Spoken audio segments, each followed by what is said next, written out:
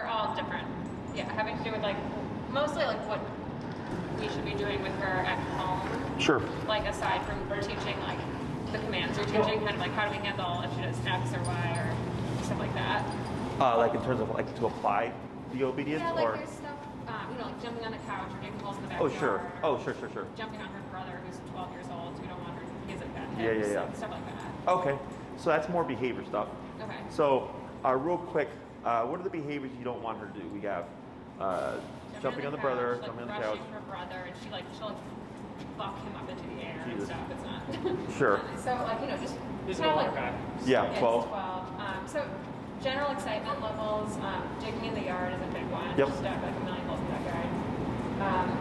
What else did she do? Oh, eating Napoleon's food. Eating food, jumping up on people, jumping on the couch, jumping in the bed, tackling Napoleon, digging holes, Finding our shoes and bringing them. finding socks and or shoes, socks. or Okay. whatever's exciting, Yeah. and grabbing it and then sprinting around with it. Acting like Okay. a puppy, basically. But yeah, which Sure. is not, none of it's terrible. The digging in the hole is destructive. That's Yeah. That's it. So 20 different things, essentially one answer. Okay, is we need to correct her for those behaviors, right? So like dogs bite each other, right? So the e-collar is what we call the bite in the button. And I'm going to give you two approaches to correcting her. The digging in the yard, you're going to use your e-collar for, okay? And is she left in the yard unattended? We have in the past, like just let her out to the bathroom and Okay. come back like 10 minutes later. We have decided to stop doing that. Because of the digging. Yeah, to make sure Okay. that we're there to like. Yes. So one thing is I don't recommend people leave their dogs unattended in the first place. One, because it's kind of like with kids, right? You leave kids alone and you come back and they've written on the wall or they've like broken something, right? Right. Yeah. That's something for dogs because she's got a learning capacity of a 3 to 4 year old child. So just use it as a frame of reference, okay? Okay. So if she's in the yard unattended, she's obviously going to be more inclined to do those things out of boredom. So if you did want her to go out in the yard and not dig and you not have to be present, you would have her collared up. You'd send her outside like any other day, close the door, and watch her from inside, okay? And then try to be inconspicuous and hide. But keep an eye on her. And you're going to ramp up that collar. You know, me personally, I don't play, I just go to 127, okay? And the moment you see her go to dig, pop, pop, pop. Should now, I guess we could make a simple rule that she can't be in the garden beds. Mhm. Is that the same If concept? if you're going to do in the garden beds, like stay out of a certain area, then you would go lower, Okay. okay? Because what's going to happen is if you do 127, it's going to panic her, Yeah. okay? And the reason why I said that is because I don't want digging, period. But if you're saying we don't want digging in a certain spot, then we go lower, and anytime she goes near or looks interested in the garden or is in the garden, you could be like at 45, and you give a few taps where it'll flush her out of the garden. Yeah. But it's like you can dig anywhere else, so she can learn that. Okay. But that requires more work. Now on the numbering thing, we have noticed that in the house, like sometimes 10 Yeah. is just super startling. Yeah. I don't know if she's just like less distracted in our house, but Yeah. she's like really reacts to very low numbers. Yeah, she's actually, so she's a flighty, in the video, you hear me talk about it, she's a flighty personality, so she tends to have like an overreaction. Yeah. So that doesn't surprise me. But then we think about the aftermath, right? So like, let's say she's in the yard, and just as an example, and you remote her at 10, and she startles, right? But you're always having to remote her at 10. It's not carrying over.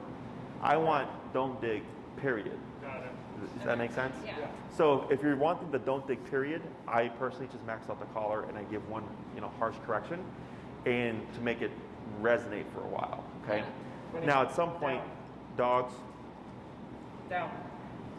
will like months could go by and then like what happens today. That's how just dogs are. Yeah. So that's why I just say I don't recommend people do unattended because also people steal dogs. Yeah. In Texas, people used to steal dogs all the time from people's yards. So I've brought that with me to Chicago. Or dogs escape. And once they learn how to escape the first time, it's going to happen again, guaranteed. Okay. So, but that's the way to approach it. So if you want to do garden bed, I'd go lower number, but then you have to be very mindful to always watch her. Or it's just I do harsh correction, there's no digging, period. Yeah. Now if you take her to the dog beach and she digs, I could care less. It's a dog beach, right? Right. And she can learn that like. Yes, because it's digging outside the context. yard is fine. Correct. Okay. Inside the home, I'm going to send you some videos on what's called a bonker. Have you ever heard of that before?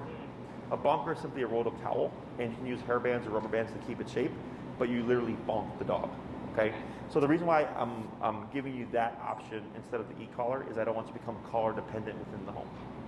Okay, because that can happen. Because remember, that e-collar is like a cop on a collar. Yeah. That she'll become reliant on it. So the bonker is a means of correcting her without the need of this. Okay. So she's like, oh, I don't need to be having the collar on in order to be corrected. I can get corrected in other ways as well. Yeah. If you guys ever watch Caesar Milan, Yes. have you seen the Caesar touch? Yes. Right? Where he goes like this with his hand, Oh, yeah, and he yeah. calls it mimic a dog bite. It's also very effective. Like I do that form of correction, but it's usually harder for people to do because they're not Caesar Milan, Yeah. you know. But it's a means of correction that doesn't rely on the collar. Okay. So let's say you see her like go like this, and you know she's gonna just ram the other dog. Right there, very harsh, very firm, bonk or correct whatever it is you're gonna do to just stop the behavior, because we don't want her to do that to him. Period. Right? He's 12. Yeah. Yeah. So she's gonna potentially hurt him. Yeah. Um, Do you do it like on her butt, or where do you? Anywhere. Okay. It's just a towel, right? And so in the 3 videos that I'll send you, it's how to make one, how to use one, and then you're going to see a trainer actively using one. And it's like a 4 to 5 month old boxer puppy, and you'll see the intensity of which he corrects. Okay, so he's very firm because he's just trying to get the point across. And people go like, "Well, does that become abuse?" I'm like, dogs bite each other. This is just a rolled up towel, right? Yeah. But the reason for the harshness is because we don't want to have to keep correcting. Right? We Yeah. want to correct once and then not see her try to tackle the other dog, ideally for the rest of his life. Right. Right? Yeah. So if you do one harsh correction and you get that point across, then you did a good job. Okay? Okay. But you can use it for anything that you don't want her to do. Okay? Okay. So like food, stealing his food. Stealing the food. Now, is he free fed? No, well, we just changed food like in the last 3 days. Uh-huh. Having some food troubles. And they are treating the situation very differently. Okay. So they They're wolfing it down. We started mixing in raw food to the kibble. Oh, sure. But we're having a hard time getting him to eat all the kibble, so this is like we don't need to go that far into it, but he's underweight, and so we didn't want to like take his food away if he didn't eat it. Correct. And he wasn't eating it right away, so we did end up kind of leaving it out longer, and then she would try to get it. Correct. Did they eat at different pace? Because this is the older dog. Yeah. Yeah. Okay. So We yeah. should scarf her food down or leave it, and Mhm. he like very slowly just kind of Grazes. licks it up for 30 minutes. Yeah, so what I would do is give more space if there's not already between their bowls, and then observe. And then the moment you see her looking, like even looking at his food, you correct. People tend to wait for the dog to already be stealing the food. I correct even the look or thought of doing Yeah. it. Okay? Okay. So then she's like, crap, well, I can't even think about it.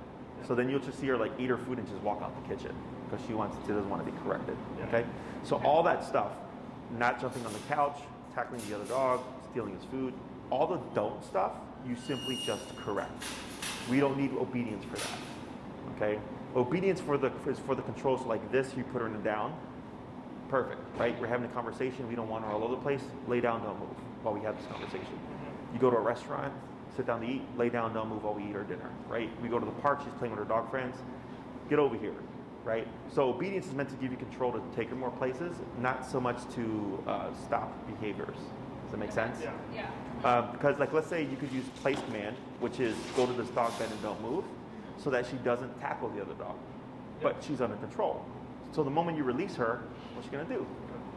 Tackle the other dog, right? So that's more of a don't do that behavior, okay? So whenever she does something, just think to yourself, is this something that I don't want her to do? Or is this something that I need to control, Yeah. Through obedience? Yeah. And that'll dictate the approach that you need to use. Now, that kind of does answer one of our other questions, which is about collar dependence. Yeah. Right? Like, because I think right now we have it on her as much as we think is okay to have Mhm. it on her. I mean, I know we're supposed to give her breaks and stuff from it. Mm-hmm. But it does seem like when her collar is off of her, she knows there's a different set of rules. Correct. So the bonker will help close that gap. Because she's becoming smart, right? She's like, oh, the collar's on, you have control. Yeah. Well, the collar's off, good luck, right? So as soon as you bring in that bonker, so it's like for me growing up, I was spanked, so then it was like, oh, you don't have the belt today, ha ha ha, and they're like, all right, we'll smack you with my hand, Yeah. So like, oh crap, like, okay, as long as you have a hand, I can be disciplined. It's the same thing for the dog, okay? So the bonker is very effective for a lot of people. The problem that my clients have with it is that because it is them correcting their dog, they have a hard time thinking about the hitting concept. And I'll say, well, I was spanked. And someone could say, oh, your mom hit you. I'm like, I was disciplined. Like, I don't view it as being hit. I view it as being spanked, right? So same thing for the dog. Yeah. But for humans, because it's an animal and like all the crap or whatever, like, oh, you're abusing your dog and stuff. But then you end up unhappy. Or what if she ends up injuring the older dog? Right, yeah. So it's a towel. Like, it's not going to kill her. Or there's the Cesar Millan approach, which if you watch like his old school dog whisperer show, seasons 1 through 5, those are very good examples of how to do his form of correction, using the hand, which is he just comes in and just like jabs the dog in that soft spot here or in the side here. You can technically correct anywhere, it's just we tend to avoid the jugular. But that can also be a form of correction that doesn't require the remote. Okay, and the other idea we were thinking about was are we supposed to like hide the remote? But like while we're using it, or if we have a jacket pocket, should we have it in the jacket? Are you talking about within the home? Or are you talking about Anywhere? So Any use of the collar. Sure. So that doesn't matter so much because think of it this way, right? Anytime she's going to be outside, she's going to be collared up. Because even though she's going to be trained and everything, you can't account for life and the surprises it's going to throw at you, right? So it's kind of like you're doing your training or you're following up with all the stuff that we're teaching you, and over the course of time, the use of it becomes less, right? But it's there just in case something happens, right? So I'm not worried about, because she's going to know, because there's 2 probes that poke into her neck, right? And then when those 2 probes are gone, she's going to go, oh, that collar's gone, right? So regardless if you hide it or not, it doesn't so much matter. What I don't want you to do is, if she does something bad, is to threaten her with the remote. Because that's what people do, is they show their dog the remote and the dog stops. And then what happens is they always end up doing this to the dog now. Mm-hmm. Okay, so that's where you say like just tapping her and like, keeping it in your pocket. But like I keep mine on my hip on a belt loop. So it's right there in plain sight, but I barely ever have to touch it. Yeah. Does that make sense? Anything else? Yeah, there. I did, let me consult my list. I'm sorry. I'm going off my memory. I have the worst memory. Yeah. I've been trying to write down questions as we've gone so I don't forget anything. Good girl, Winnie. Good puppy. Good girl. So we like your approach of like giving the dog rest time, play time, or whatever. Mm-hmm. So she is crate trained. She sleeps in her crate, mm-hmm. and she likes her crate. And when we go for a run or whatever, we don't leave her free in the house when we're gone. Mm-hmm. But we are working from home, so if we're not going for a run, pretty much home, sadly, for our lives right now. So we don't put her in the crate for 2 hours, while we're working. Mm-hmm. And I'm kind of interested in trying that, but I guess I want to know how to do it so she doesn't start to hate her crate. Do we just let her cry it out? Is she crying in the crate? Yeah, she cries in the crate if she knows we're home and it's during the day. Yeah, we'll put her in the crate, we'll go for a run, and we'll come back, and our first thing isn't to go get her out of the crate. We'll sit down, stretch, have some water, talk for a little bit, whatever. And she'll start crying the moment she hears us walk in the door. So Gotcha. In her mind, she should not be in the crate unless it's bedtime, basically. Sure, because that's the pattern, right? Yeah. So one thing is you could collar her up, leave, do your thing, and come back, and instead of rushing to her, correct her for the crying, and then take your time and settle in, and then you determine when you're going to release her. Yeah. Because you've created a pattern. We go for a run, we come back, we let you out immediately. So we don't let her out immediately. Okay. We haven't. That's kind of, we did originally, I think. Oh, that's what created the problem. Yeah. Yeah. But now you're trying to, break from that, which is correct, right? Yeah. But now you need to correct the whining. So that's one approach. The other thing is you could go, no collar. You walk in, she's crying like, oh my God, let me out. And you go to open the kennel, and then she tries to come out. You can bonk, right? Because the reason why the whining is happening is because she wants to be out, right? So then if I open the kennel, because dogs aren't allowed out of the kennels without permission. So when we open it, they don't barge out. Right. They wait, and then we bring them out. So it removes the meaning of us opening the gate. Okay? Because we could open the gate, walk away, the dog will stay put. Oh, you have to say like. Yeah, we have to Let them out. formally let them out. Correct, right? So us opening the gate means nothing unless we say something. So her brain is just going, I want to be out, out, out, out. Yeah. That when you open it, you would correct her with no words.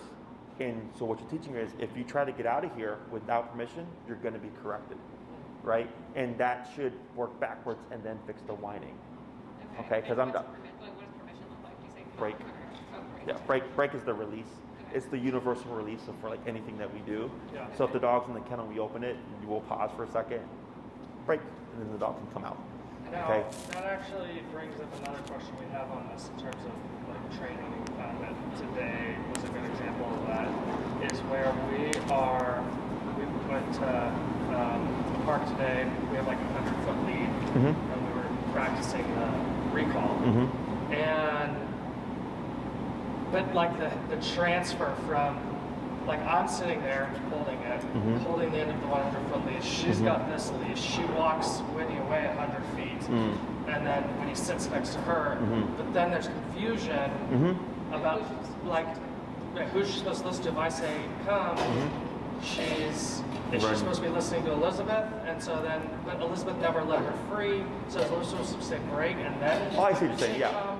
So like, when I work with couples, if she's in a heel with you and you're walking with her and Tyler were to call her, that would technically override your command. Right. So the new command should be return to dad.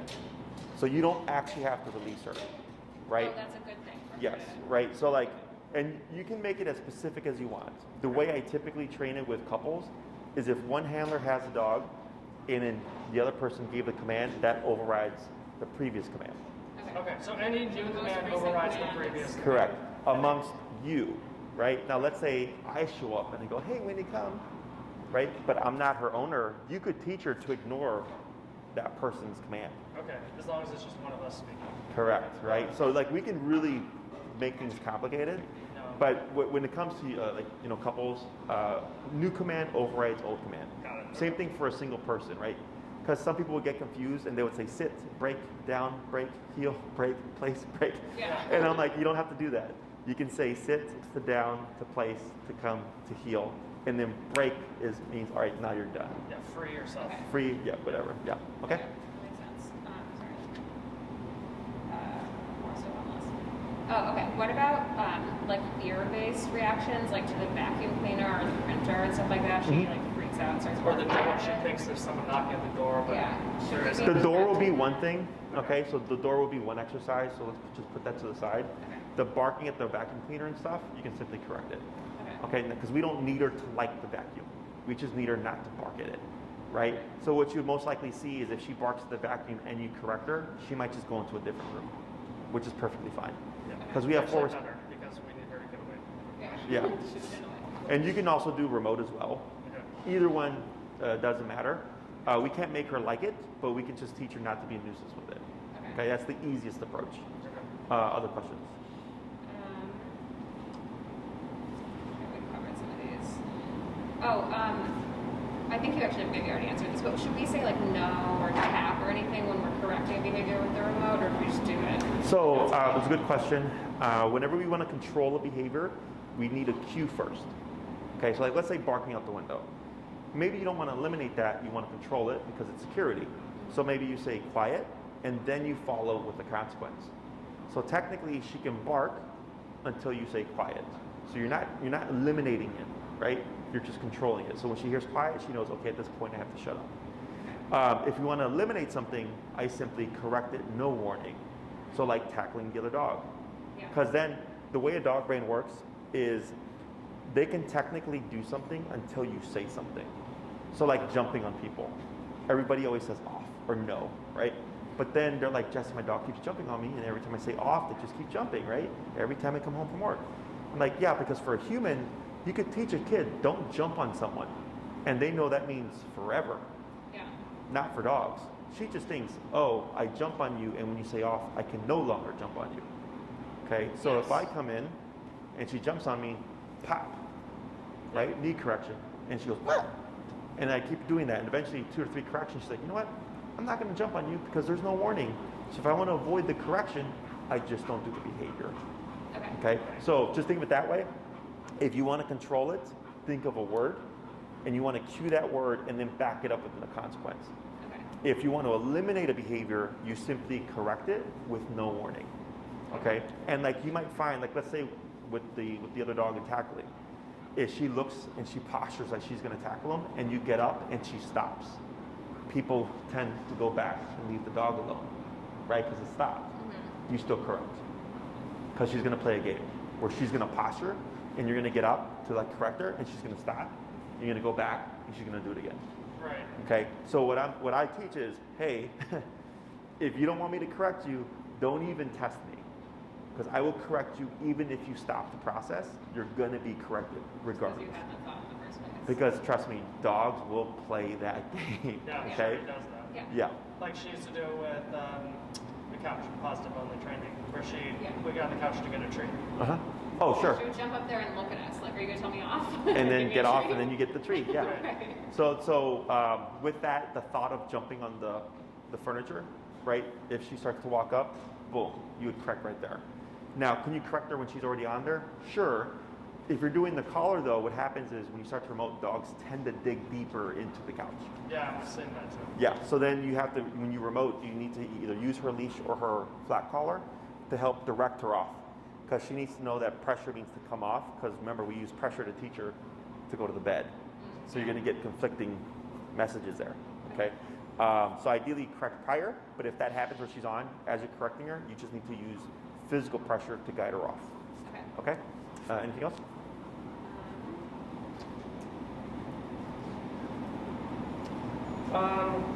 So I don't know how to ask this question. I'll just do it if we can. Go ahead. Okay, so the sound that you guys make, we've seen on the Oh, yeah, videos, sure. do you like back that up with the e-collar, or how do you make that work? She No, responds to it. We've tried it with her, and she like wants us. Oh, really? So that's my Cesar Millan influence. Okay, Yeah. so we back it up more so with presence and the hand corrections.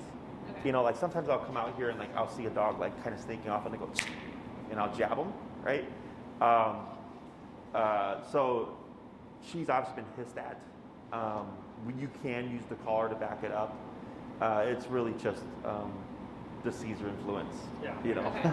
It's just funny because I think we did that. Maybe she was attacking the client or something. We did it like today or yesterday or something, and she looked at us like, and she stopped in her tracks. And we're like, She's like, how'd you know that? yeah. Sure. Like what? Jesse? Yeah. So it's hiss, and then we put presence to communicate that we disagree with what they're doing. I think I think she was in the video where the dogs were roughhousing. Yeah. And it was actually me with the phone, and I hissed, and I was walking towards the group. I don't know if you saw, like the group kind of broke apart Yeah. and started doing something else. So that was me saying, I disagree with what you're doing, and moving in to say, like, if you don't want to get corrected, better cut it out. Yeah. You know. So, anything else? No. Those questions too. If you get more like that, you can shoot me an email. Oh, okay. Okay. And then if it's easy enough, I can just email it to you, because like a lot of that stuff was all the same thing, right? Yeah. Aversive to stop the behavior, so that's pretty standard. And then if there's anything else that's like more complicated, I'll say like we'll cover it in the class. Okay. Okay. Anything else? How are we feeling so far? She's only had 5 days with us, and you got the video already, right? Yeah. How did that help you understand like what she had learned and all that stuff? Definitely. It made it easy for us to practice. I mean, but one thing that we've struggled with, like you can see, she's kind of shaking. Yes. You know, it is kind of sad. I mean, she's scared. I realize it's not painful, like we've done it to ourselves. It doesn't hurt, but Mhm. Well, it does- especially if she right. reacts like 10 and 15 Right, pounds. but Sure, she sure, sure. is afraid of it, and so Mhm. that has been kind of stressing us out. a Sure. little bit. Normal in the beginning, okay? Because no one likes discipline. I didn't walk away from spanking smiling, right? That's what reversals are meant for. So my dogs, they hear just me slightly move a collar, they come running because it means off-leash freedom, right? It means we're gonna go somewhere and do stuff. So her recovery time, I can't tell you how long it's gonna be. Every dog is different. The other thing is, that's actually her natural response, right? So we get other dogs that we train that are perfectly fine. They're not shaking, they're not scared, they're not panting, they're not anxious. That because they're very resilient dogs. So in the video when I started working with her and I started off low and you saw her get flighty, right? And I said that's her natural stress response. Yeah. Meaning if you were to be out and something loud went off, boom, right? I would expect her to run. Yeah. Okay, that's actually where this is coming from. Okay, so it's not the collar making her more scared. Fear is her natural stress response. Okay, just like anxiety and nervousness, right? Like with people, we get anxious, nervous, and fearful too. So like I had an ex-girlfriend that would get anxious making a reservation for a restaurant. Okay, that does not make me anxious. Yeah. For whatever reason, the stress her out, and her response was anxiety, right? So it's the same thing for the dog. So if you had an anxious dog, what we would see is her laying down and a lot of panting because she's responding to a stressor, okay? So the more you expose her to it, the faster she gets over that. Also, your energy with it. So if you're like, oh, I know, sweetheart, like, I know it's bad, I know you don't like it, she's really feeding off of you more so than she's feeding off of the tool. Right? Because in the video, I think I say it, like, I'm indifferent to her, and I'm like, I took my time, right? I was going up, I think I went as high as 70 before she finally said, like, okay, and backed off. Yeah. Right? But I was completely neutral, good, like that. And she's like, okay, well, if it's not a big deal to you, I guess I just got to get over it. Yeah. Okay? She has gotten better. So Yeah, she's gotten less fearful. Yeah, just more exposure. Feel free to give her a treat when you put it on her. Feel free to give her a treat when you remove it. And feel free, if you'd like, to also incorporate food in the training. So if you say sit, and boom, it's a good sit, and you have a treat and you want to give it to her, I have no problem with it. Okay? I just don't push it on people because you're not dog trainers. I know that with this alone, we can get to reliable obedience. But if you would like to add something positive to balance it out, I have no problem with it. Okay, Okay? that's good to know. She would appreciate that. Yeah, and with the food you've sent with her, because that was one thing, because typically we would incorporate the food with the training as well here. But she doesn't eat much of her kibble. No, she hates it. She just eats the wet She food. went on like a hunger strike, like straight up For like refused 2 to eat. weeks, she wasn't eating. Yeah, so we switched to we're incorporating raw food because we're like, well, you're gonna like starve to death. Yeah, so I think Maddie had like an hour-long, like, free Sure. interview on last Monday about raw food or food in general. And so I watched that and then read some articles, and we just decided we were just going to try raw food, goat's milk. We might end up making our own food for her. Sure. Yeah, maybe steps. But yeah, we're learning. We're learning Sure. right now. And especially with the other one who's clearly underweight and he just won't eat. He's Oh, full. sure. Yeah, they both hate their business. Sure. We She'll got a eat around number it. of, because we record the food concepts as well, so we go to our YouTube channel and you look up, I think it's Canine Nutrition, it's his own playlist, it's all of Maddie's food consults. Okay. You know, some of them will be like, you know, partial raw, kibble stuff, so if you want to watch those, you give yourself some insight. Yeah. Otherwise, you can also, you know, do a consult with her and she'll help you kind of, because doing raw yourself, like you have to do it correctly. Yeah, for sure. Yeah, because the pre-made stuff is already pre-made, so it's raw, but you're not having to do all the math behind it. Right. With the stuff, because Maddie does, you know, raw herself, she knows what ingredients to incorporate Yeah, we when to haven't rotate gone on and through stuff. Yeah, So, we're not done. One thing though that did remind us, a reminding question. So she didn't do the puppy training part. So like one thing we noticed with Maddie talking about Rudder was that she did like a year of just positive training, puppy training, and then switched to the e-collar, or then added the e-collar. Is that set her up differently, not having been trained at all and going straight to no, the I prefer a dog that's never had training. Okay. Yeah, me personally, because I teach everything from pressure. So Maddie and I actually had this conversation because we had a puppy that's like 2 months old and was very resistant to pressure. Well, not e-collar, but with the leash, and kept bucking back, and it kept panicking. And she didn't know how to get the dog over it. So then I showed her, and within 5 reps, the dog was fine. And I told her, she's like, she asked me, she's like, you wouldn't do food? I go, no, because pressure would actually prevent separation anxiety, whereas food is more likely to incite separation anxiety, because food stimulates the brain. And separation anxiety is about, sometimes it can be just overstimulation and being stuck within a cage, they've got nowhere to go. Pressure calms dogs down. Okay, so I personally prefer dogs who have never been trained before. So like I have a lady that just came, her dog was trained by another trainer, but the dog is still going after other dogs and stuff. And it makes it harder for me because the dog has an idea, it just wasn't taught correctly. So I have to work harder to make mistakes, to teach the dog the correct way of what pressure is. She's a blank slate. Yes, Yeah, I prefer a blank slate. She's pretty blank. Yeah, one thing though that we have been struggling with in both interpreting the videos and like trying to be consistent with her is like, is there a letter to the law, like follow it, letter to the law, or is it this is the concept on, like for example on heel. You guys did a 180 turn every time she got ahead of you. Oh, correct, right. As opposed to if we're walking and we're actually trying to go somewhere, doing a 180 turn isn't really feasible. Sure. So can we just do like a hard 90-degree turn? You would do a turn into a turn. Say that So like she gets ahead, right? I got to go from point A to point B. Correctional turn, tap, get her back on my hip, turn again. Now we're going back the other way. Okay. The workaround to that is you can also reverse.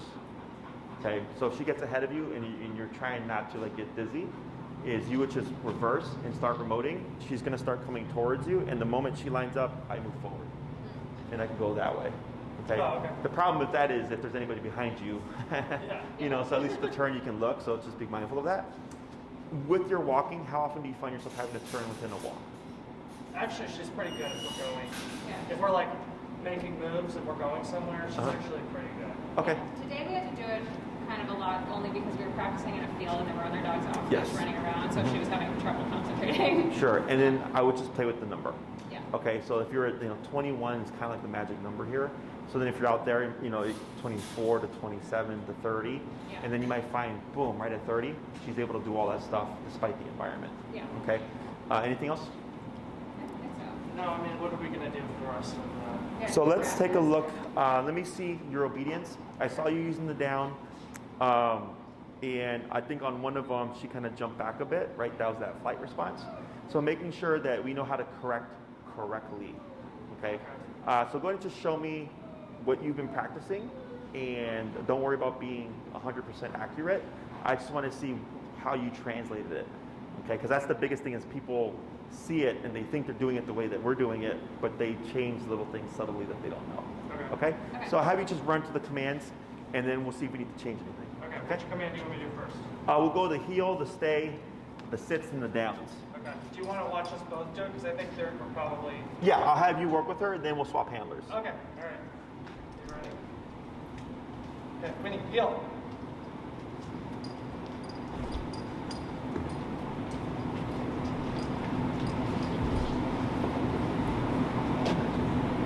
Okay.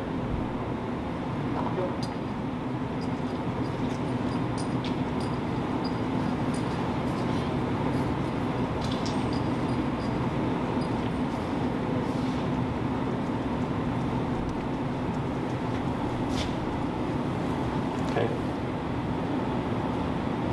Have you tried to stay with her yet? No, I mean, we need help. We need to understand better how to do that. Okay, so attempt to stay. Okay.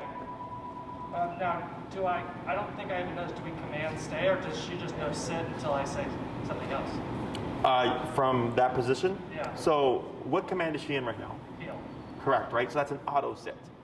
So here, if you were to move, her inclination would be to move with you. Okay. Right. So here, you'd want to distinguish I'm going now to move. saying sit. Exactly. So here, instead of saying sit, you would say stay. Okay. Cross that left hand over, and then you'd pivot out with that right leg. And drop this. Keep it in your hand. Okay. Stay. Stay. Up, tip, like that. Perfect.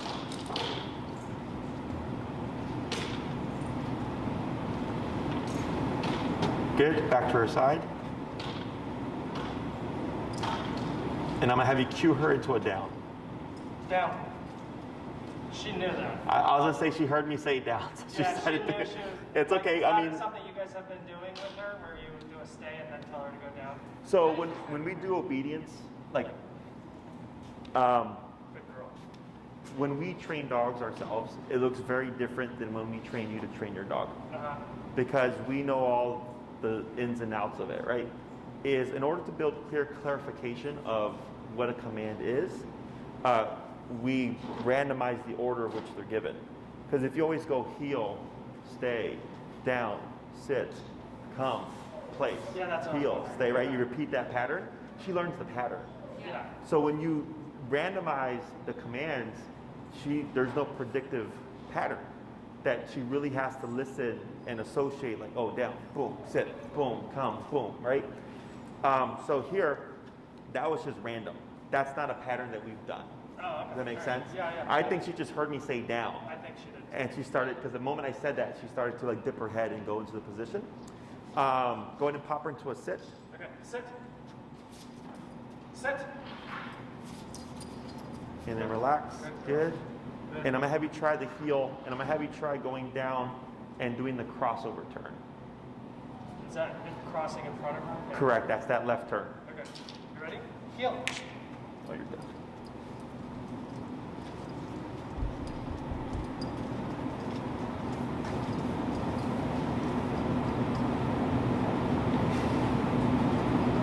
Good. And then try a pivot. Okay. And then go ahead and pivot again. And then slow down to a stop. Good. Good, baby. All right. Good girl. So some of your movements are off Okay. with the heel. When you started out, you did much better the second go, but when you started out, you had your leash really short.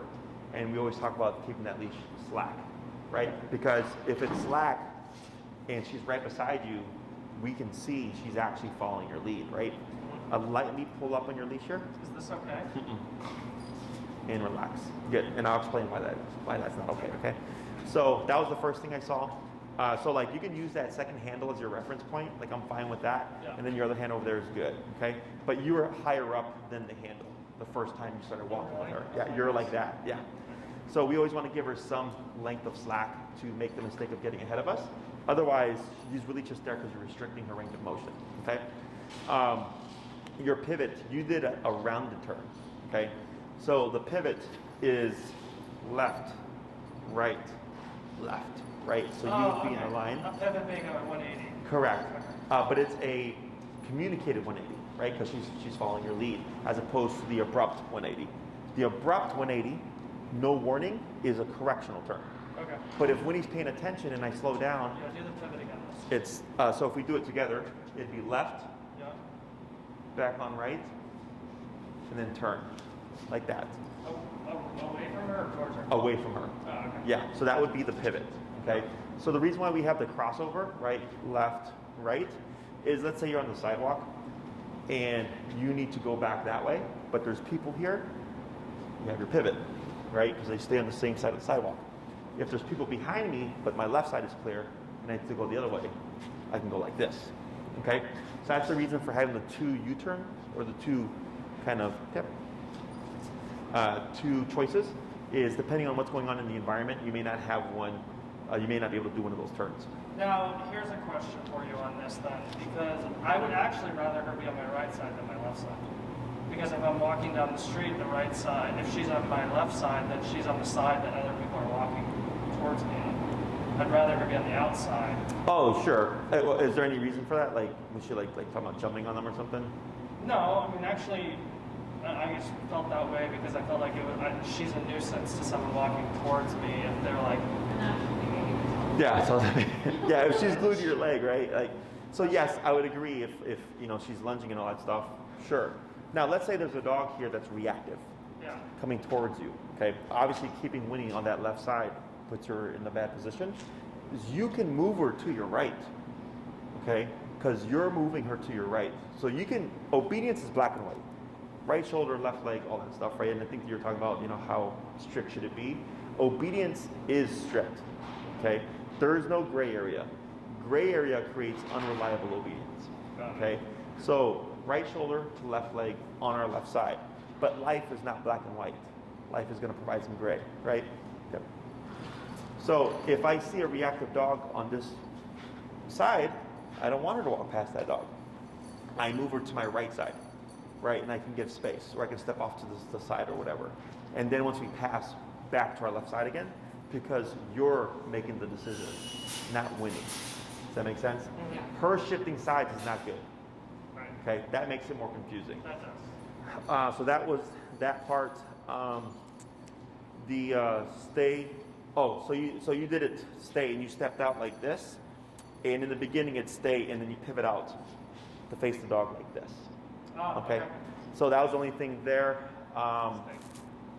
The down was good. And up, there you go, and relax, good. And then back to her side, good. So the reason why the down is not allowed here is because what command is she in? I just put her in stay. You put her in stay, so that was a good catch. But technically, well, prior to that, it was heel, Right. So heel is walk with me, stay with me, sit when I stop. Yeah. Is she's not doing anything bad by laying down. She's just getting comfortable, right? But she broke from command, right? So if she can On stay, she's allowed to do whatever she wants, right? No, stay is right now. Stay is in a sitting position, Okay. right? If she was laying down and you said stay, then it would be stay in that position. Okay. Whatever position you're in. Correct, right? So if she was on her dog bed, on her own accord, right? She decided to do that, and she can leave whatever she wants. But then you decide, like, you know what, Winnie? I actually need you to not move. Stay. Then it becomes the place command. Okay. So here, you're correct. She's in a stay. So, but let's say she was in a heel. She was sitting, and then she starts to lay down. If I let that slide, she's breaking from command. So then if it's like, well, if I can lay down when I want, then I can say hi to this person, or I can say hi to this dog, Yeah, sure. right? It becomes other things. So that's why obedience has to be black and white, because she doesn't understand your logic. She's not going, oh, you know I'm tired, and that's why you're letting me lay down. Yeah. Okay, she's just thinking, I decided to lay down, and I got to lay down without consequence. Yeah. So do you give a tap then, or do you just yank up on Tap, yeah. Tap and a subtle pull up to deter that from happening again. Okay? Let's go into swap handlers, and we're going to keep her in that stay. So as we swap, she shouldn't move.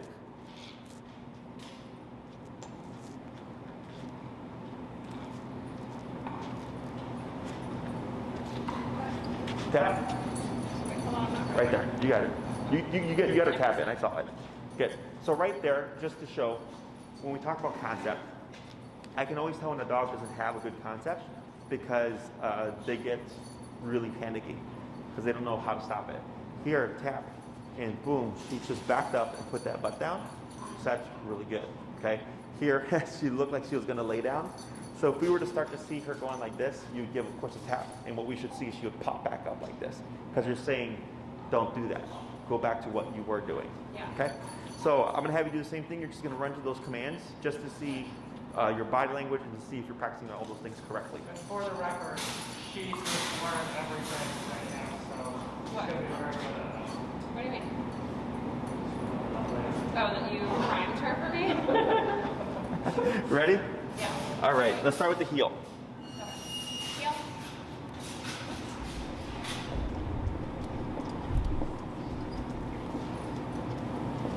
And get ready for a pivot. Good.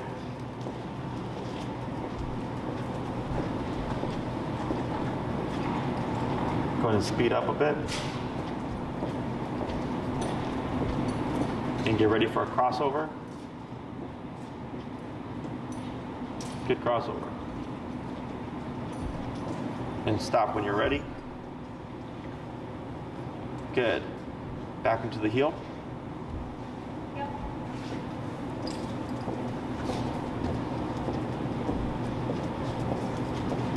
And crossover again.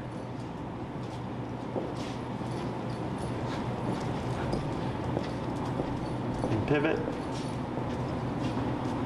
Good. Then crossover. Crossover again. Yep. Good. Speed up a little. Slow. Pivot. Good. The footwork is sort of challenging. And slow to a stop. Good. Okay. So your body language was good. It was clear, and the communication. Okay. There was one thing that you forgot though. What? What did I do? Slowing down. Oh. Right. So on some of them you did slow down, but on the crossovers you kind of just jumped into them. Right. Okay. So this is actually a little bit of a trick. Before we stop and before we turn, we always want to slow down forever, right? Because it's like driving. You're communicating to her and like letting her know, like, hey, something's changing right now. So if you slow down and when he's paying attention, she should slow down too, which allows those turns to be much more smoother, okay? Now, the reason why you're able to get away with these turns is because she's in training mode, right? But once you go to real life and like distractions and things like that, that's where she goes on autopilot and kind of like starts to go in the environment, right? So that slowing down kind of just checks. Hey, Corey? Cooper? The slowing down is to get her attention, something's changing. But if she's not paying attention, what's going to happen? Get a tap, I guess. Why? Because she's distracted. Because she's going to be going ahead of you, right? Because you slow down, so if she keeps going, she's not being mindful of us. So then you go to that correctional turn, right? So that slow down one is to be fair and communicate, hey, I'm coming to a stop, or I'm turning left, or I'm pivoting, right? Set her up for success. Exactly. Because like with driving, like let's say you're driving, you're going 50 miles an hour and you just stop, and the person crashes into you, who's going to be at fault? I think technically them, unfortunately, but that doesn't Actually, I seem think very you might fair. be right there, but logically, But, it would be us, right? We stopped too suddenly. Yeah. That's why we pump the brakes and stuff, right? Same thing for the dog. You're pumping the brakes, you're slowing down, you're kind of like having a blinker to let her know something's changing.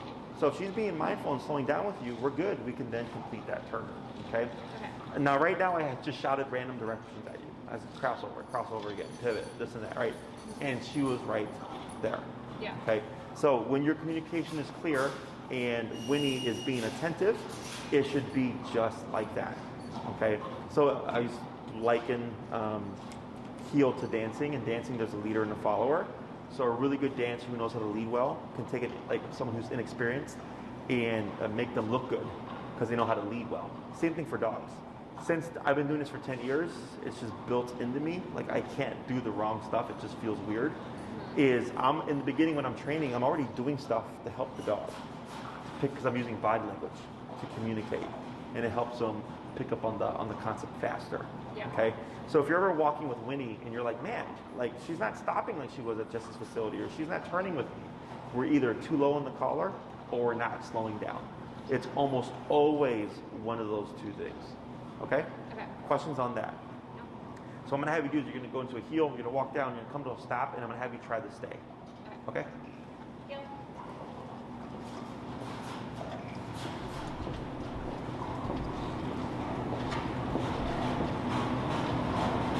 Good. Yep, just power through. I might have slowed down so much that she got confused. And then slow to a stop here. Good. And you're going to do a quick with the left hand, just kind of over her face, stay. Stay. And you're going to pivot, up tap. So right there, because this is a subtlety, when we do the stay, okay, you want to step out with the right leg. Okay? Okay. You actually stepped out with your left leg. Okay, so left leg is heel. Yeah. So even though you said stay, she's going, I don't know, your left leg said heel. Yeah. Okay? So we're going to try it again. You're going to say stay. I'm going to have you keep your hand on that handle there in anticipation that if she makes a mistake, you can correct her. So it's going to be stay. And then when with the right leg, you're going to just pop out like this so that you're facing Winnie. Should she try to get up, you're going to stop your motion and just pull up and tap to reposition her, and then you would step off. Okay. Okay? Try it now. Stay. Stay. Like that. Okay? So you see, she thought about moving with you, but she didn't that time. Right? And the only thing that changed really was your leg. Yeah. Okay? Now go ahead and step back to her side. I'm gonna have you pop her into a heel, curve around, and try again. Heel.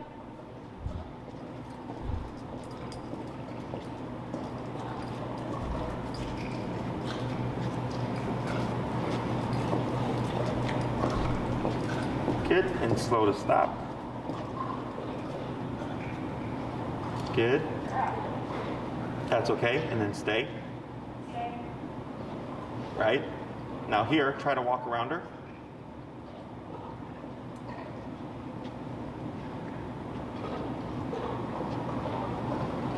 Good, and then back to her side. Good. Go ahead and try down. Down. Wait a moment. Down. Yep. Good. Okay. Now what I would do instead, because she's reading your body language, is when you down, one, we don't repeat commands. If I can't give the command of down and she doesn't respond, I jump to the remote. Okay? Because then you're going to end up teaching her ignore the first 5 and then down the 6th one, right? So intuitive though. Just I know. He tells me all, he's like, don't say it again. I'm like, I can't say Yeah, it. it's super common because we're very, we're verbal. We talk. So certainly you just didn't hear me. Yeah. Oh, that's true. Because otherwise you would have done it. And then when we crouch down, you're making this a part of it, okay? And I actually want to go down and the dog downs, right? Yeah. So go ahead and cue the sit. Sit. Good, and then relax. And then what you're going to do is go ahead and let that left hand go a little bit, and then relax your right arm. Go ahead and cue the down. Down. Tip. Right there. Good girl. Good. So the reason why we did that is if I am going to add additional help, I do the foot on the leash and lightly pull here to put pressure on the back of the neck. Oh yeah, like a Oh, like step on. Yeah. Oh, okay. And then the tap, because what you're doing is you're adding downwards pressure to help guide her into position, right? But when collar's been layered, in my opinion, correctly, because you cued it down, she thought about it, right? She moved. She's like, I know I'm supposed to do something. And then you tapped. And then she went, oh, boom. Yeah. Right? So that's why we use pressure to teach the dog how to perform the behavior. So like, let's say you're 20 feet away as we advance her training and she's in a down position and she starts to get up, I can tap her and she should lay right back down again. Okay? When collar is not layered correctly, the tap causes them to jump out of position. Okay? Because the dog's first instinct is to move away. And then we're teaching her to actually move in, right? To move into the down position. Okay? Questions on any of this? Well, actually, so you mentioning like, eventually she'll get to an off leash Yes. point where, so like, let's say, for example, today after we practiced at the park for a little while, we went to a dog park. It was like part of the same park. And we took off her e-collar for that because we're like, well, we're not at a point where we're going to use it. I would keep it on. So just keep it on, but just don't try to actually. Yeah, just leave her alone, right? Because that's actually what helps her get comfortable. Because now she's like, hey, I don't just like do training, I get to play at the dog park. Okay. Right? Because remember, my dogs, they hear it, they come running because they know it means freedom. It means we're going to get to go run around and pee on stuff and all that, right? Yeah. So you want that for her as well. Okay. So let's say you go out and do some training, you come, and then you end with like some playtime at the dog park, and then you end with a heel home. Like that's perfect. Okay? And then we remove it at the very end. So even though you're not going to be actively using it, she can have it on. If it's going longer than 2 hours, you do one rotated. Okay, because then if you leave it in the same spot for too long, dogs develop pressure sores. Okay, it's not from the stem, it's from 2 things poking on the neck for a long period of time. So like people get bed sores, so they have to rotate them. Yeah. Okay. So are you guys like constantly rotating them? Yeah, rotate, and then we give them breaks so they don't have the collar on, but every 2 hours we rotate the collars. Okay. So with the stuff that we've learned here, what we would do is, of course, you're applying the heel, right? You're going to keep doing that. To practice the stay, what I do is, like, let's say you're walking with her and you hit a red light, stay. Practice to stay at a red light, okay?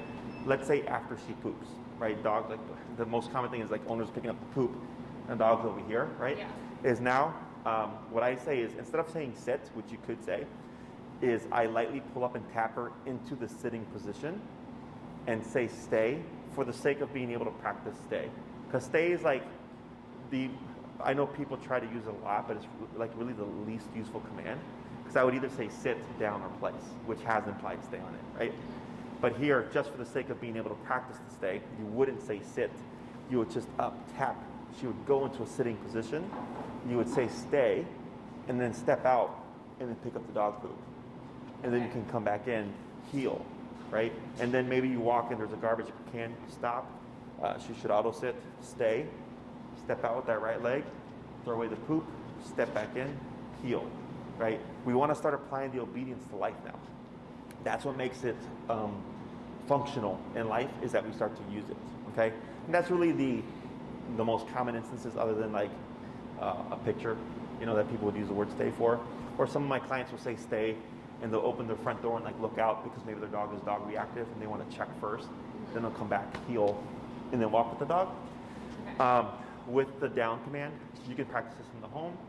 if you're working from home, or if you're going to be like eating dinner or lunch or something, you can down her at your feet. And then there's also the place command, which is simple with her dog bed. Just finding places where you can apply that. Come the springtime, you can actually take your dog out and stuff, and we can eat at restaurants, hopefully. Well, no, just a question about the place command, because the beds aren't always in the same spot in our house. Doesn't matter. So if we say place, is our goal to get her to go look for a bed and lie down? So if you wanted to be built to that degree, you would have to practice to that degree, right? What I want is, like, let's say you take the dog bed and you move it and you put it there, and they go place, and it's like 6 feet from her, boom, right? Oh, okay. But like, let's say you had like a 2-floor house and the place was on the first floor and you're on the second floor and you're like, hey, place, and getting her to run down to the first floor, we would have to teach that. You right? have to make the place always be the same spot. That's where that makes that easier for the dog. Right. But if you're just moving it, like you can move it, like we move them all over the place, right? And the dog will say place and the dog will go because they're recognizing the object. Okay?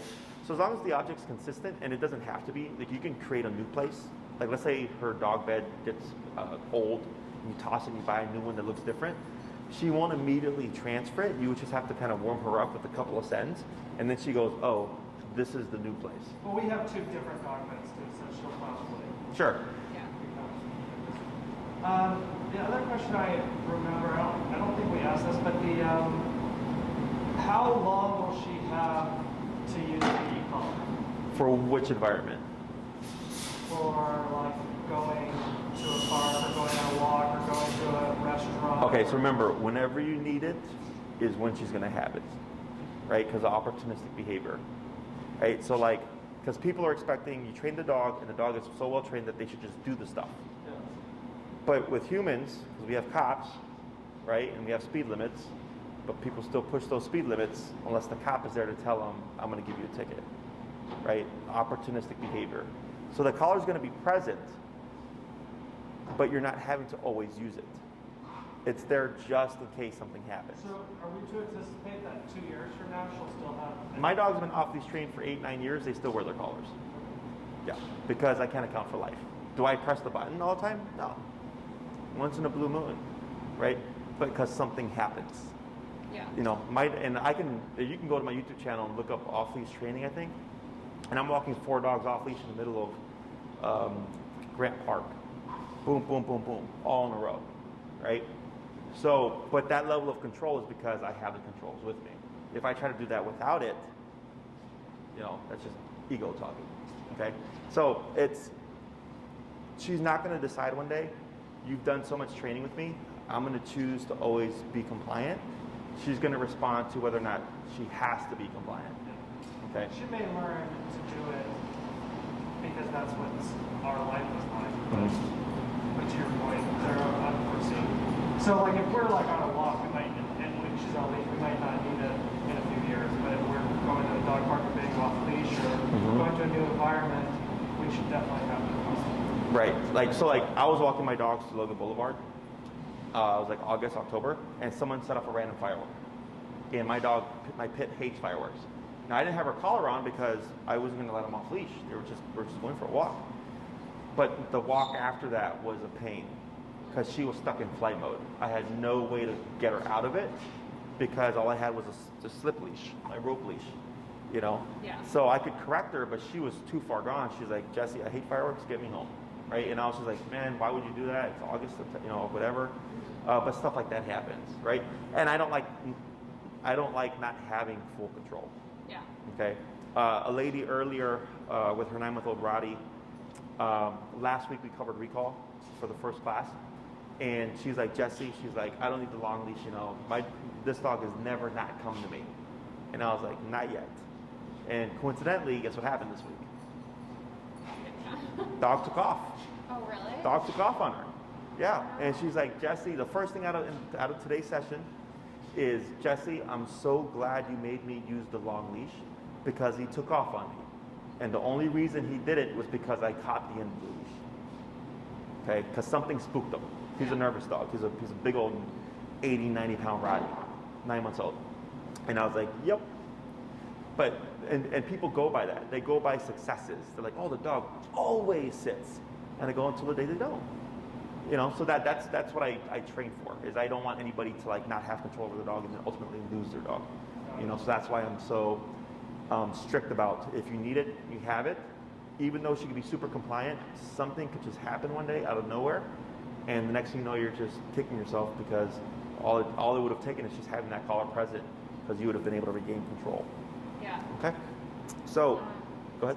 That just made me think of, so today when we were practicing recall with her, and she was doing a really good job, but there were, as I said, off-leash shots in the same park. And one dog did come like barreling over and basically like ran her over. It's like this big golden retriever. And I didn't really know what to do because I don't want to like teach her that a dog approaching is a scary bad thing. So I didn't know if I should like be tapping her incessantly until she came back to me, because it wasn't really her fault. The dog Was she in the middle of a recall? I think she had finished and was supposed to be sitting next to me, but then the dog came running in. And so I basically just kind of wrangled her but didn't tap. Sure. Is that, like, what's the right reaction there? So, like, let's say I call Winnie. Off-leash dog, right? Welcome to life. Yeah. That's the exact thing I'm talking about, right? Is I call my dog, right? Right now you're on the long leash. Perfect. Because now we have physical means of making it happen. Because that's what's going to happen. Right, is you're gonna, so did I tell you the coyote story?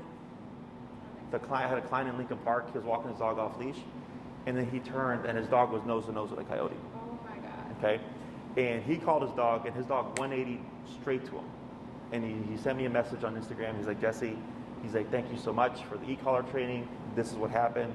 He's like, I don't know what would have happened, because it was one of two things. He knew, one, his dog should just come. But two, he knew if my dog doesn't, I can make him. That's the thing, right? And his wife completely hated e-collar when we first started, okay? And then that changed her mind, right? Is that golden retriever is kind of like that moment. Does that make sense? Yeah. Where the dog just comes, something comes barreling out of nowhere. It could be a dog, it could be a coyote. I saw a coyote over by Cannon and Diversity, by the statue, working with a client at 5, 6 o'clock in the afternoon. Yeah, they're around. I've Yeah. seen them also. So, I saw one in Streeterville. Yeah, I saw one Streeterville. Yeah, right? Concrete jungle and a coyote, right? Yeah. And so, yeah, you know, it happened to be golden retriever. I'm glad it was, right? Yeah. But I go, perfect. This is a real life situation. Get over here, okay? Because when you need your obedience to be functional, it's gonna be something crazy, okay? And it's not gonna like poison her mind that No. dog approaching means she's gonna get No, attacked. because pressure turns away, or turns off, I'm sorry, right? So if I'm calling Winnie and a dog comes barreling in and I'm remoting and she leaves the dog and runs to me, pressure stops, okay? You can only make the dog a negative if every time she's near a dog, negative happens. Does that make sense? Yeah. So like we correct dogs here in the collar for playing too rough, but it doesn't make them not like dogs, because it's momentary. Well, now, I know we're not supposed to like repeat the command, but in this scenario, if she has gotten distracted and maybe is no longer even remembers that she was in the middle of a command, can we repeat it to her? The dog can still remember. Yeah. My whole thing is always increase the pressure. Okay, and again, it's increase the pressure because when an emergency scenario happens, that's going to be the answer. Okay, so by doing that, it's controlled context, it's a friendly golden retriever, and people tend to worry. I'm sure you had a lot going on here, right? That's life. If something happens, you're going to be panicking. You're going to be worried. You're like, oh my God, she's running away. Oh my God, I don't have a leash. Well, right? It's going to be all this stuff, and you're going to have seconds. So by doing this, maybe it takes you 2 minutes before she actually comes to you, and you're going to get stressed, and she's going to get stressed. But ultimately, you made it happen, right? But life's not going to give you 2 minutes. Life's going to give you 2 seconds. So then, if it happens in real life, you're thinking you're already done it before. She's already done it before.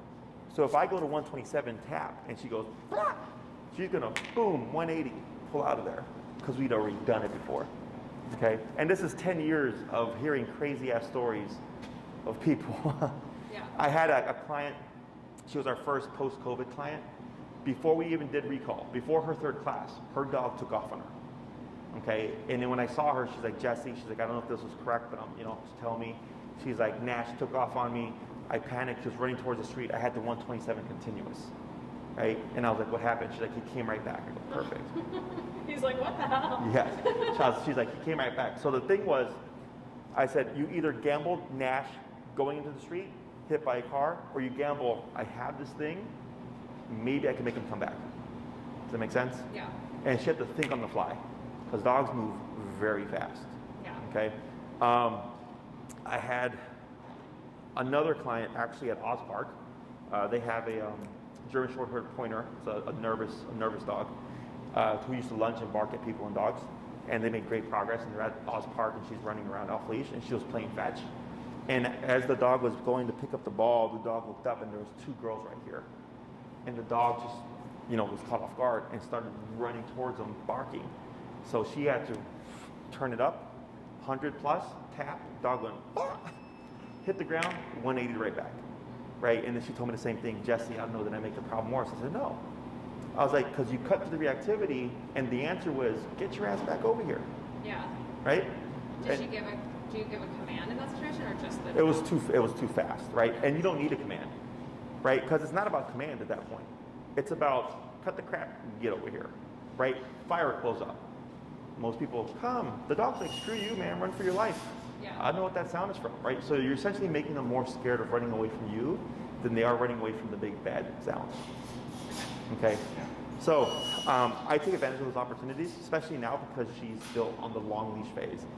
And in private sessions, I always talk about this with people. I said, you want the mistakes to happen now. You want the screw-ups. You want the emergencies to happen now because your dog is on the leash, right? So if I can work them through it, and you might get to a point where you're remoting her, and she's yipping and yelling and screeching and pulling and running, but we never want that to happen.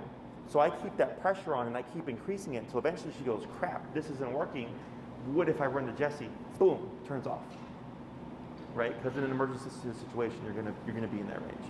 But at least with the leash, she can't get anywhere. Okay? So I know for you guys, it's a lot of stuff. No, it's good. But that's real life. Everything I'm seeing from her is normal. And I told you she's a flighty dog, like you saw it in the video. And I work her through it, and that's what helps her build her confidence. And it helps her learn that flight is not the option. If anything, running to one of you is the decision. Okay? So for the next video that you're going to see is us working her with the long leash. Okay? Just so you have on the long leash. Yeah, so you'll see it's going to be another kind of overview video where we start to blend all the commands on the long leash. Okay? Keep working with your long leash, and I like that you're already doing that. But it's essentially transitioning all the commands to off leash. Okay? So does she know the full set of commands now? Yeah, she has all 6. Sit, stay down, come, place, yield. Okay? And then break is like the release command, technically 7. Which, by the way, she seems to be struggling a little bit with the break concept. I don't know if I just like is. Yeah, so it's common because of the consequence, right? So the apprehension to break is actually good because it means what we're saying means something. Okay? As you practice more, she's going to start to loosen up, and she's going to go, oh, okay, break is fine. Like I can play. Yeah. I just have to come if they call me, or if I have to heal and they say heal. Yeah. But break means I'm free to go. Okay. Is start to find places where you can incorporate your obedience, right? So I gave you a few examples for the stay because it tends to be the hardest for people. The down and the place command you can do within your home when you're working, eating dinner, making dinner. You could technically even do it with vacuuming if you want to add a really good distraction where it's like, hey, go here, don't move. Bring out the vacuum, have her on the leash, correct her every time she tries to escape. And you can get her to the point where you can be vacuuming around the place if you want to push it to that degree. Okay? It also helps you learn how to correct obedience and stuff like that. So that's in this controlled context. The recall stuff, keep going to the park, keep practicing. Recall is the one command that does take the longest to teach because it requires you to go somewhere, right? So keep doing that, and then in the next video you'll see us start to push the behaviors to long leash, so you can start blending the 6 commands out when you're at Oz Park practicing whatever. Okay? And is our next session here? You can have it here, or you can have it at Oz Park. Doesn't matter to me. But definitely practice, utilize the obedience. That's what makes it effective. Okay? And then in terms of I wouldn't rush trying to get to that second class. What I would do is about maybe 2 classes a week because she is a flighty dog. Or not 2 classes a week, 2 days a week. to give you more time. Because if you did 2 days a week, it'd be, you know, this week, next week, and then your next lesson would be the following week, right? Because she'd hit her 5th or 10th day. So that gives you 2.5 weeks to continue to practice with her, to give her more exposure, to help her relax more with the collar. Oh, okay. Yeah. So it might be a little stressful to like jam it all in. If you try, yeah, okay? Because like the obedience will be there, but the behavior will still be kind of flighty and iffy. Yeah. So more time and exposure helps dogs, you know, just kind of resolve the stress that they pent up and just understand the concepts better. Yeah. Okay? But we should still, like every day she doesn't come in here, we should practice with her. Yes, you still practice your own stuff. Like every day? Yeah, like so as you live your life, right? So when you walk her, you're using your heel, you're practicing the stay. You go to Oz Park and you practice your recall if you have the opportunity, you know. Doing a down, like even if you're just eating dinner for 30 minutes, you can practice a down there. You don't have to do down 20 times a day, right? But you're just using it, and that's what's making it Well, effective. the one thing that we actually do struggle with is in-house come. Oh, sure. yeah, that's true. So She's to do the in-house come, you have to practice in the house. That's super common because dogs don't transfer things. So she will be perfect at Oz Park because that's where you practice. But then at home, she's not because we don't practice at home. So should we do long leash in the house? You can, or just every time you call her, what I do is just reward with food because it's inside the home. A lot of times people don't need the e-collar. But if you notice that she is just like not responding as well, then I'd have the collar on her, and you could risk not having the leash on her because where's she going to run? Yeah. Right? She should know that pressure turns off when you get into Correct. a human. Now, the one thing that is confusing, I think, one time was we tried come with we should have had a leash on, you know, she just had her e-collar on, and I said come, and she like ran to Elizabeth and like was like looking at Elizabeth like stopping and stopping and stopping. And then she Oh, ran sure. to the bathroom. She like just started. Yeah. So that's where we need the leash to help her detach, Right. because that does happen when I work with couples. Is the dog's going, it's going to be one of you, and she's not learned to respond to the voice. She's just assuming who's closest or who's, Right. you She know. like knew she was supposed to go to one of us, but didn't know which one, and started panicking because I kept hitting the button. So I'm like, no, I said it. Correct. And So yeah. finally I stopped because I was like, this just seems like torture. Just like saying. Yes. So that's where the second leash comes into play. If we start to see that be a consistent problem, and it's a very common one when I work with couples. Okay. All right, guys. So if you need anything else, let us know. If it's simple behavior questions, like I said, feel free to shoot me